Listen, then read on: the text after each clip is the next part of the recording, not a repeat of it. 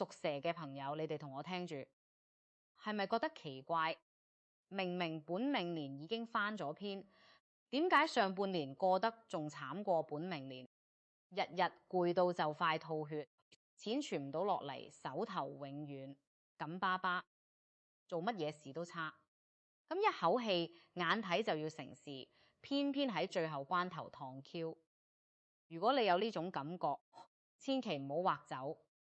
我講嘅呢段話就係專門講俾你聽嘅。2026下半年你哋要迎來人生最關鍵嘅一次大翻身，從7月開始，流年金水一進氣，直接將你命宮裏藏得最深，平時連你自己都唔知嘅暗財格俾啟動咗。只要你將屋企呢個位置嘅晦氣挪走，下半年想唔豬籠入水都難。我將話撂喺度，你唔信可以睇住嚟，到時你就知我冇講。大話到時你就會翻嚟多謝我。好多屬蛇嘅朋友心裏都有個結，諗唔明白。明明舊年嗰個本命年最難捱嘅坎已經過咗，點解上半年仲係咁啤屈？我話你知根源喺邊。2026丙午馬年，火氣重到咩程度？你哋自己心裏有數。蛇本身屬火，就係巳火。你呢團火本嚟就旺，偏偏又撞上馬年呢股烈火，兩團火燒到一齊。玄學上呢個叫火多木焚，火多金融嘅局，講白咗就係火氣燒過頭，將好嘢都燒埋，將你嘅財氣、運氣、福氣都燒到七七八八，燒到你自己都覺得成個人都 con 晒。上半年你哋俾呢股火燒到心浮氣躁，夜晚來轉煩則瞓唔好，眼光光，等天光眼光光，望住天花板成日發惡夢，身上成日冒痘痘上火，口氣大喉嚟痛，手頭嘅錢入得少出得多，好似倒水咁倒出去，銀包永遠都係扁嘅，甚至有時莫名其妙就替人孭咗黑鑊，啲鑊從天而降咁飛過嚟，你都唔知自己做錯咩，心裏面嗰啖氣啤得慌，講唔出嘅委屈，想喊都喊唔出，真係有苦自己知。返到屋企都唔想講嘢，但我話你哋知，千祈唔好灰心。呢股氣熬到7月立秋就到頭啦，立秋一過，流年氣場大換血，金水開始進局，將上半年嗰股壓唔住嘅暴躁火氣一跌壓落去化開嚟，好似一盆冷水淋落去咁，瞬間就降溫，成個人都會覺得鬆靈晒。呢度最厲害嘅一環，你哋自己可能都冇留意到蛇嘅本命，之事裏面暗藏住庚金，呢個係命理裏面嘅一個秘密，平時藏得深，一般人根本睇唔出嚟，連你自己都唔知自己有呢個寶藏，就好似你身上袋住一粒鋼石，但你自己唔知咁。等下半年金水磁場一到，你命裏面呢個藏住嘅庚金會俾瞬間啟動，成個盤一下子就活咗，好似打通咗任督二脈咁，成個人煥然一新。呢個喺玄學上叫暗財格大開。講真，呢種格局唔係年年有，人人有嘅。屬蛇嘅朋友今次真係撞上好運氣，係10年一遇嘅好機會，錯過咗真係要等多10年。如果聽到呢度，你覺得我講中咗你上半年嘅委屈，記得即刻撳個訂閱掣，順手打開埋個小鈴鐺，跟住我下半年每個關鍵節點我都會提你，保證你唔會錯過任何一個翻身機會。呢啲嘢出面冇人會講得咁詳細，出面啲人淨係識講表面嘢，我呢度講嘅係真係幫到你嘅嘢。咁乜嘢叫暗財？先同你哋講清楚，暗財絕對唔係咩嘢歪門邪道、來路不明嘅錢，你哋唔好諗歪咗。唔係叫你去做犯法嘢，唔係叫你走精面。暗財指嘅係意料之外嘅收益，係嗰啲隱蔽嘅賺錢管道，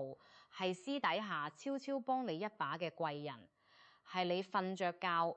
都會笑醒嗰種好事，係你諗都冇諗過會發生嘅好事。下半年屬蛇朋友嘅主業正職收入會趨於穩定，呢個唔使多擔心。你份工會穩穩陣陣，每個月出糧準時。但真正嘅重頭戲，真正令你眼前一亮嘅係呢股暗財。打個比方，之前你以為早就打咗水漂攞唔返嘅欠款，突然間對方主動聯絡，你還錢好似變魔術咁。你收到電話嗰刻會呆咗，之前投嘅一筆錢本來都唔抱希望啦，覺得係倒咗落鹹水海，結果突然分紅到債，多到你自己都唔信，要睇幾次先確信。又或者暗地裏有貴人睇中你，私下俾你透過門路介紹個大客戶，一單頂過號半年嘅辛苦，做一單等於做半年，你嘅收入會突然之間倍數增值。特別係做副業、做兼職、做自由職業嘅，仲有做銷售攞提成嘅屬蛇朋友，下半年呢個暗財運，我同你講係噴井式咁往外冒，你等住接錢就得。到時你就會覺得之前嘅辛苦全部都值得，之前捱嘅嘢、受嘅氣全部都有回報。所以熒幕前嘅老友記，如果你係屬蛇嘅，或者你身邊有屬蛇嘅朋友，你覺得我講得啱唔啱？你上半年係咪覺得自己成日替人孭鑊？係咪覺得自己好唔抵？係咪覺得自己明明付出最多，但冇人欣賞？快啲喺下面留言區打低接暗財3個字，或者留低你嘅出生年份，等自己嘅磁場同呢波財運接上軌，將呢股暗財穩穩當當咁鎖喺自己身上，等好混入晒你個袋，等你下半年笑口常開。上半年屬蛇嘅朋友喺職場上真係 B 屈，可以話係成個辦公室最慘嗰個，冇人比你更慘。明明做嘢比任何人都賣力，OT 最多最早，返工最遲走，付出最多，偏偏容易招人嫉妒，背後俾人篤脊骨嘅滋味，你哋自己心裏最清楚。同事喺你面前笑騎騎，轉頭就係喺背後唱。你有苦講唔出，仲要裝冇事人一樣繼續返工，對住同事仲要笑，真係好難頂，真係想遞信走人。但到咗下半年，因為呢個暗財格一啟動，你成個事業運嘅性質都變咗，從以前嗰種被動埋打、任人攞捏，翻轉成主動掌權、講嘢有份量嘅強勢角色。你終於可以抬起頭做人，你會好明顯感覺到身邊嗰啲小人一個一個自己就退散咗，你都唔使出手對付佢哋，佢哋自己就冇氣唱。好似太陽一出嚟，好靈就散晒，咁佢哋會自己消失，取而代之嘅係一批暗貴人悄悄圍到你身邊。呢啲貴人唔一定係你日日點頭哈腰嘅頂頭上司，可能係某個關鍵時刻願意替你說一句公道說話嘅客戶，可能係你早就不聯絡嘅前同事，甚至可能係平時睇落唔起眼，你都冇太放心上嘅老朋友。佢哋會喺你睇唔見嘅地方，私底下指條明路俾你，塞啲資源俾你，幫你一把，等你行少好多冤枉路，慳翻好多時間同精力。打工嘅朋友，下半年如果審亂盤算着跳槽，或者想爭取內部升職，而家唔使聲，先默默將手上嘅嘢準備好，將自己嘅 CV 作品集全部整理好，面試答案練熟，等秋天一到時機成熟，直接出手。我同你講，成功率相當高，我自己會先淆底。機會係留俾有準備嘅人，你準備好咗，機會就會出現感情。呢塊都要同你哋掏心掏肺講講，呢個對好多人嚟講都好緊要，直接影響你嘅心情同狀態。上半年屬蛇嘅朋友，情緒本來就唔穩，火氣一上頭，紅枕邊人嗌交，嗌得莫名其妙，少少事都可以嘈一餐，甚至唔知點解就鬧交。事後自己都想唔明，當時點解要咁較真，點解要咁勞氣，心裏面嗰個結就咁打上咗，越打越實，越嚟越難解。單身嘅朋友都容易犯糊塗，遇上嗰種一開始甜言蜜語、送花送禮物、講盡好說話，後來越相處越唔對路嘅爛桃花，浪費感情又浪費時間，仲要傷埋心，搞到自己對愛情失去信心。等下半年磁場穩落嚟，單身嘅屬蛇朋友會遇到質素相當高嘅正緣。對方性格沉穩，靠得住，唔係玩玩客嗰種，唔會朝三暮四，經濟上都有基礎，份工穩定，有車有樓，關鍵係呢個人仲可以喺你事業上幫你一把，帶係你發達，介紹人脈俾你。呢種對象可唔多見，遇上了，千祈唔好自己作。冇咗要好好把握，要珍惜已婚嘅屬蛇朋友，夫妻之間上半年嗰啲講唔清道唔明嘅誤會，下半年會慢慢化開。兩個人會揾翻當初拍拖嘅感覺，會重新約會，重新傾偈，家宅嘅磁場都跟住轉暖，屋企老人家細路嘅身體狀況都會有好轉嘅跡象，病痛會少咗。一家人相處起來溫馨融洽好多，會多咗笑聲。呢種感覺你到時自己就能體會到，係真係會開心返，係會令你覺得成個人生都唔同晒。但話說回來，好運氣送到你面前，能唔能夠接住，仲要睇你自己有冇將3個大坑避開。呢3條我必須重點敲俾你哋聽。觸犯咗係會破財嘅，唔係嚇你哋，係真係會令你嘅好運打折扣，令你本來可以發達嘅機會白白流失。第一條，切忌多疑猜忌，屬蛇嘅朋友天生心思細細，警惕心特別強。呢個本來係優點，令你避開好多危險，保護到自己。但下半年暗財格大開嘅時候，好多機遇送上門嘅方式，往往比較係隱蔽，唔會敲鑼打鼓，話你知呢個係好運氣，而係靜雞雞咁出現，可能係一個普通電話，可能係一條短信，可能係一次普通嘅飯局。你如果仲係呢個時候老毛病唔改，遇到啲風吹草動就疑神疑鬼，覺得人哋係咪想呃你，覺得會唔會有問題，翻來覆去拿唔定主意，本來伸手就能接住嘅好運，你自己猶猶豫豫一耽誤，嗰個機會轉頭就俾人搶走，到時後悔都嚟唔切，喊都冇用，你只會不停問自己點解當時唔把握。第二條，切忌合同文書馬虎。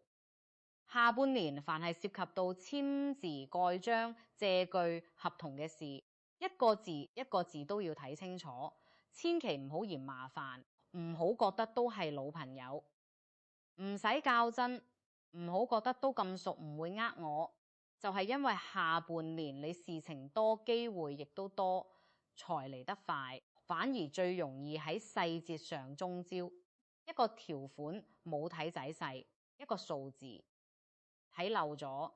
一個日期寫錯咗，後面就係沒完沒了嘅口舌官司，煩到你頭都大，要不停去律師樓，到時賠嘅錢夠你後悔成年。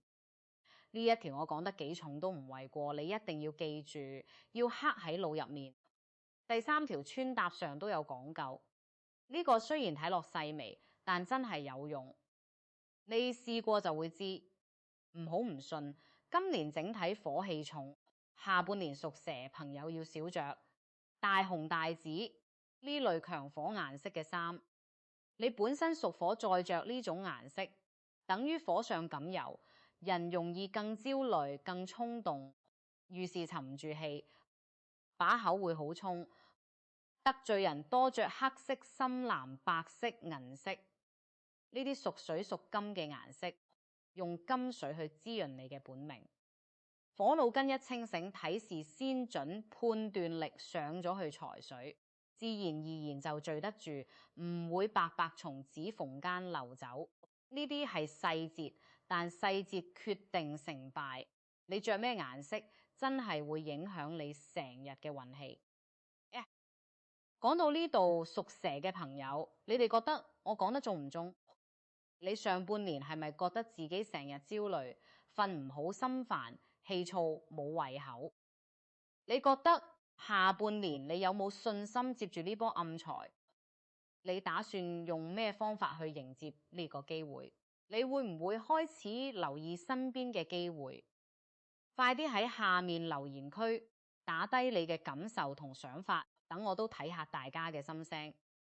大家一齊互相鼓勵，一齊加油，等大家知道你唔係得自己一個。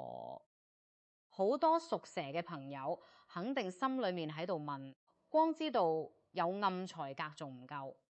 我點樣先可以令佢快啲生效，快啲落到我口袋？答案唔使去外面揾，就藏喺你自己屋企。你日日路過嗰個地方，可能從來冇正眼睇過佢。而家就係時候認真對待，係時候行動。而家就拎出手機，打開指南針，人企到客廳正中心，揾一下你屋企嘅正東南方位。玄學上講呢個叫巽宮，亦即係士位。呢個方位唔係隨便邊個方位，佢係12地支裏面士嘅本命宮位。講白咗，呢個就係屬蛇人專屬嘅本命財富位，其他生肖冇呢個待遇，就你哋蛇年出世嘅人獨一份，你唔用真係浪費，真係暴殄天物。我同你講句實話，好多屬蛇朋友上半年過得咁低迷，錢存唔住，事事差，臨門一腳，根源可能就出喺你屋企嗰個正東南方位出咗問題，你自己都冇意識到嘢，一直由佢咁樣擺喺度，擺咗成年都冇理過。而家即刻去檢查一下你屋企嘅正東南方係咪堆住一堆舊鞋，唔捨得掉，覺得可能仲着得，係咪塞住幾個爛溶溶嘅紙皮箱，都唔知放咗幾耐，入面裝咩，你都唔記得。有冇壞咗唔用嘅家電，一直擺喺度鋪塵，阻住晒啲位。仲有嗰種早就乾枯發黃嘅植物，你都懶得處理，就咁凍喺角落枯咗都唔掉，或者乾脆就係好耐冇清理過嘅垃圾雜物，堆到亂七八糟，連條路都行唔到，自己都唔想行過號。玄學上有句話講得好直白，本命位受壓，暗財格難開。你諗下，正東南呢個位置堆滿爛嘢雜物，等於拎一塊大石頭死壓喺你嘅財富上面，又或者係拎加水將你條財路塞死。你自己喺呢邊日日盼着暗財降臨，結果自己屋企先將條財路塞住，呢個唔係自己同自己過唔去咩？點解你嘅暗財一直唔嚟？就係因為你自己親手將佢擋住咗，你仲怪邊個？今日睇完呢段片，唔使等，都唔好拖到聽日，立刻返屋企將正東南方位嘅雜物、爛嘢、乾枯死咗嘅花草、壞咗唔用嘅家電，統統清理乾淨，搬出去掉咗佢，該拆嘅拆乾淨，該開窗通風嘅通風，令呢個位置變得乾乾淨淨、光光亮亮。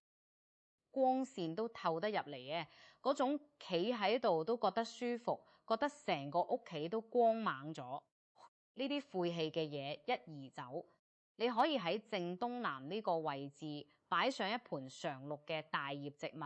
例如發財樹、富貴竹呢一類，把越翠綠越好，越生猛越好，代表生機勃勃，或者簡簡單單放一杯乾淨嘅清水都得。水要日日換，保持乾淨。呢個講究嘅係以水生木，以水潤財。你咁樣一擺，瞬間就將你本命為嘅暗財磁場啟動，同通咗電一樣，財氣即刻開始流轉。你會慢慢感覺到唔同。除咗清理正東南，再教屬蛇嘅朋友一個壓箱底嘅聚財小動作，成本幾蚊，但真係管用。好多人都試過話有效，翻嚟話我知真係得。準備一個乾乾淨淨嘅紅封包，裡面放6枚硬幣。呢個數字有講究，6代表6白金星，專門主大生暗財，係玄學上嘅一個重要數字，唔好亂改。再放一張紅紙入去，紅紙上寫低你自己嘅名同出生年月日，寫清楚啲，好唔好寫錯，用原子筆寫。將呢個紅封包壓喺你豬室床頭櫃嘅抽屉裏，或者壓喺自己瞓覺嘅枕頭底下都得。最緊要係你日日都會接觸到嘅地方。呢個法子妙在暗財暗聚4個字，你每晚瞓覺休息嘅時候，佢就喺你旁邊，源源不斷咁幫你補充呢股財氣磁場，你自己都感覺唔到，但佢一直在悄悄起作用。等你一覺瞓醒，成個人都精神爽利，運氣都唔同晒。你會發現好事開始一件接一件咁發生。上半年嗰啲低迷、嗰啲委屈、嗰啲講唔出口嘅 B 屈都已經翻篇啦，真係唔使再擺喺心上。過咗去就由佢過好，你值得更好嘅日子。命由天定，運由己造。呢句老話我講咗大半世，越講越覺得在理。你嘅命運有一半喺你自己手裏。屬蛇嘅人天生就有魂性、有腦筋、有智慧，呢個係刻喺骨子裏嘅嘢，人哋搶唔走，係你最大嘅本錢，係你最強嘅武器。只要你順應下半年呢波金水，天時將屋企嘅風水該打理嘅打理好。我敢同你講，打一個靚嘅翻身仗真係指日可待。你唔會後悔今日睇咗呢條片，你只會後悔點解唔早啲知。如果你覺得今日講嘅呢啲內容講到你深陷入面去，真係幫到你，咁麻煩你完成3件積福接財嘅大事，一件都唔難。第一，點讚訂閱，將小鈴鐺都點開，